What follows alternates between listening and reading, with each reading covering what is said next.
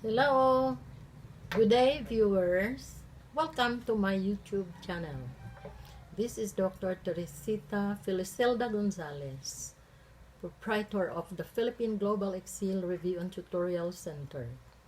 Let me start by trying to relate to you the slogan of my channel. The best investment in life is education. Our topic for today is about the sixth and the seventh process of making an action research. The sixth one is reporting results, and the seventh is taking informed actions. There are 7 processes of how to make an action research. First is selecting a focus. Number 2 is clarifying theories.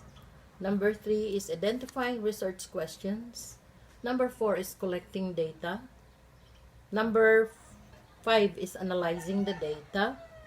Number 6 is reporting results. And number 7 is taking informed actions.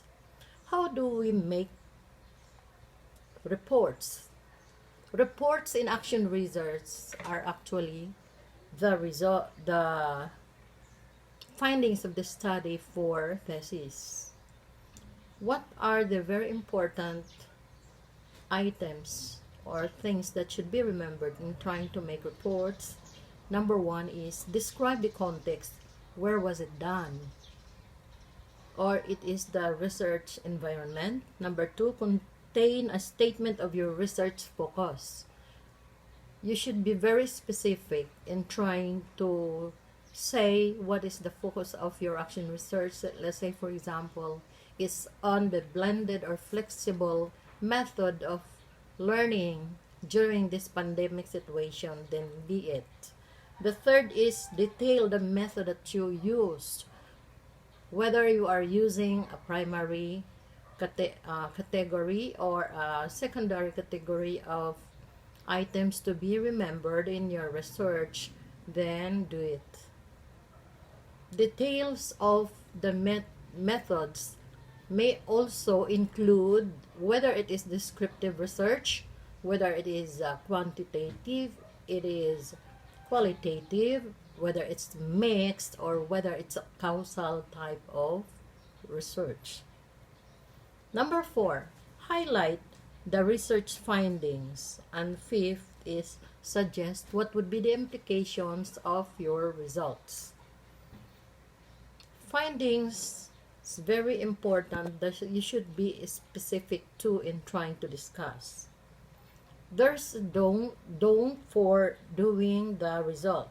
What are these don'ts? You should not make your broad statement. Do not make broad statements, interpretations that extends beyond the participants of the research. See to it that it is brief but concise. So whether it is short, but it is complete. According to Richard Sagor, a very popular author for research, he said that teaching is a lonely endeavor. If we do it solo, so you need to collaborate with other teachers and let them cooperate with you, or you to cooperate with them to be successful. If you are left alone in your classroom to do whatever, to reinvent the wheel on daily lives or daily basis of what to teach and how are you going to do it, then in dealing with several complex problems in teaching, several minds is better than one. What are the venues for sharing action research so that you could so that others may know what you are also doing? Before it is done during faculty meetings, during seminars, and teacher conferences. For the recent happenings wherein we're not allowed to have the face-to-face, then It's by means of webinars or through online discussions with other teachers, especially with the presence of your head. It's a meeting or a conference done online. However, more and more teachers, researchers are writing up for work for publication.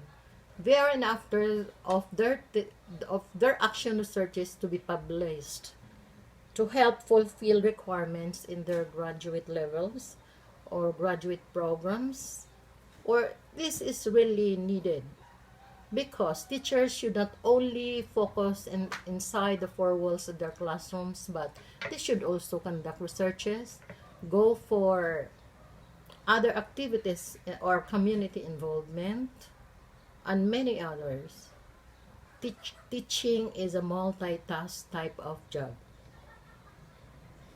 Simple knowledge base regarding teaching and learning frequently proves to be among the most rewarding aspects of action research. What are the three main purposes of research? One is building reflective practitioners, making progress on school-wide priorities, and the last is building professional cultures. So, it's not really good to be alone. So, you should share your knowledge, and it is a God-given gift and is meant to be shared. It is really meant to be shared with other co-teachers. I would like to take emphasis also on this word, plagiarism. What is plagiarism? See to it that in writing an action research, you should not be charged of plagiarism. What is plagiarism? This means integrity of social research actions. This is academic dishonesty. So a writer must avoid this. How do we maintain professional integrity? It is by honesty and being open in research procedures and results. This is the foundation of ethical research practice, and there should be proper acknowledgement.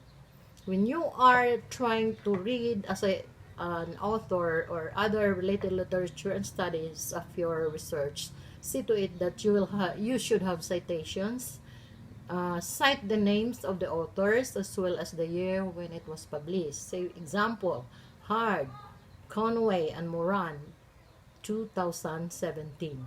So you should cite names so that people who are reading your action research would not say that it is not really yours. The statement that you are trying to write in your action research is coming from other authors. Whether cause is cutting corners of the meet deadlines, the effects is to undermine the trustworthiness of social research. Even if you are very in a hurry to finish your action research because you'd like to submit it before the deadline or the period that you are made to submit your action research, do not plagiarize still. Example, in trying also to report the statistical package and the Excel results, you should, even if it's an Excel result or a SPSS result, you should still review the basic method used and list of all variables as well as even if it's dependent or independent variable. Be specific. In your conclusion section, include some suggestions for additional research to support you. Research to support your results and findings of the study. And you should also write implications about the results.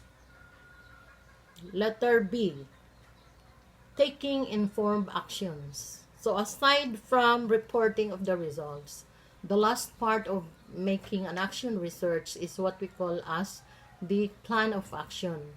Inform others. What would it be? How are you going to do the informed actions of your research? Number one, connect the past and the present situation. So especially if you are trying to compare the traditional method of teaching with the applied, blended, or flexible teaching in the internet or a distance learning, see to it that you should first discuss in the introduction between the past and the present situation of trying to do the lectures. Number 2, formulate proper conclusions. So do not conclude flowery words. Just be specific and direct. See to it that you should be direct to the point. As much as possible, you create a PowerPoint for your action research, and it would be better to publish it in school. Make brochures for information. You do flyers, or you can also write editorials for both school and community newspapers. Make a graphic organizer with these parts. First, define the problem. Number 2, define the alternatives. Number 3, decide which is best to solve the problem. Say, for example, before, there was a great problem with out-of-school youth. So many are dropping out in their classes and stopped schooling. So there was an action research done before, and they were able to find results, and the action taken was information about the ALS, or this is the alternative learning system, and also with conducting acceleration examinations. What is alternative learning system? The student who is dropping or out of school year can take examination. If he passed, and the grade will also tell as to what grade level you already belong. Even if you stop when you were only in second year high school and then you qualify for college level, then you can already enroll in first year college. Another example of making the graphic organizer with the parts of the action research. Say, for example, your title is to improve literacy instruction in your classroom. In an English class, the teacher has a problem with literacy. So there are a lot of pupils who are hard up in reading. These are what we call as the struggling readers. So the struggling readers should be separated from the independent readers and the dependent. So dependent and the struggling readers needs reading remediation. So the independent readers can also help the teacher in trying to teach the ones who are struggling in reading. Report results and get feedbacks especially to the school heads, and then decide what will you do next. That is all for this day. And then I'd like to tell you the references that I got. These details they are the following. Number 1 is the Tracy Middleton of California, USA, the passive decision-making template. Richard Sagor in his book of research, and the last is Glenn Nugent and et al. So that is it for this video. Thank you for watching. More videos are coming. Don't forget to subscribe and click the bell button. I appreciate your feedbacks and comments.